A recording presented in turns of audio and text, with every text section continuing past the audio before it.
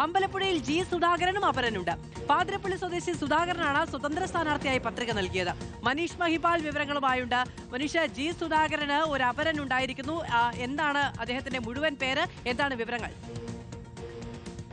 മാധു, ഇന്ന് നാമനിർദ്ദേശ പത്രിക സമർപ്പിക്കാൻ ഏതാനും നിമിഷങ്ങൾ മാത്രം അവശേഷിക്കുകയാണ്. ആലപ്പുഴ കളക്ടറേറ്റിൽ ജി സുധാകരന്റെ അപരൻ എന്ന രീതിയിൽ സുധാകരൻ എന്നാണ് അദ്ദേഹത്തിന്റെ മുഴുവൻ പേര്. 74 വയസ്സാണ്.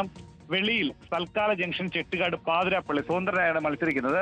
ജി സുധാകരന്റെ ഇപ്പോഴത്തെ അപരൻ സുധാകരൻ മാത്രമാണ് പേരുള്ളത്. ആലപ്പുഴയുടെ ഒരു ചരിത്രം അനുസരിച്ച് നേരത്തെ ഒരുപാട് പേർക്ക് അപരന്മാർ വന്ന ചരിത്രമുണ്ട്.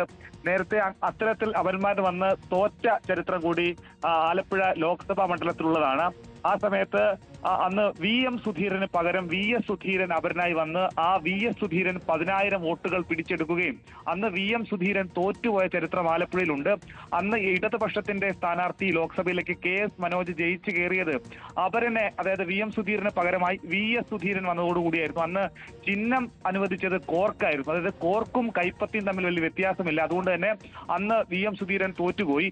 അതേ മാതൃകയിൽ തന്നെ ഇപ്പോഴിതാ ജി സുധാകരൻ അപരനായി സുധാകരൻ എത്തുന്നു. പക്ഷെ രണ്ടുപേർക്കും ചിഹ്നം നിലവിൽ തെരഞ്ഞെടുപ്പ് കമ്മീഷൻ അനുവദിച്ച് നൽകിയിട്ടില്ല.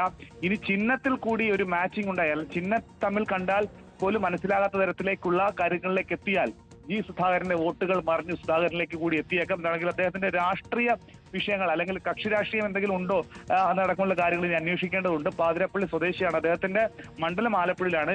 ഇപ്പോഴത്തെ അമ്പലപ്പുഴ മണ്ഡലത്തിലാണ് അദ്ദേഹം ഇപ്പോഴത്തെ നാമനിർദ്ദേശ പത്രിക സമർപ്പിക്കാൻ നിമിഷങ്ങൾ മാത്രമുള്ളപ്പോൾ ആലപ്പുഴ കളക്ടറേറ്റിലെത്തി സുധാകരൻ എന്താണെങ്കിലും ഈ പത്രിക സമർപ്പിച്ചിട്ടുള്ളത്. മാധു, മനീഷ് മഹിപാലാണ് വിവരങ്ങൾ നൽകിയത്. ജി സുധാകരനും അപരനുണ്ട്. നേരത്തെ AK മഷറഫിന്റെ അപരന്മാരുടെ കാര്യം പറഞ്ഞു തുടങ്ങിയപ്പോൾ അത് അവിടെ തീരുന്ന വിചാരിച്ചത്. അതിനു പിന്നാലെ അമ്പലപ്പുഴയിൽ അപരന്മാരുടെ ആറാട്ടാണ്.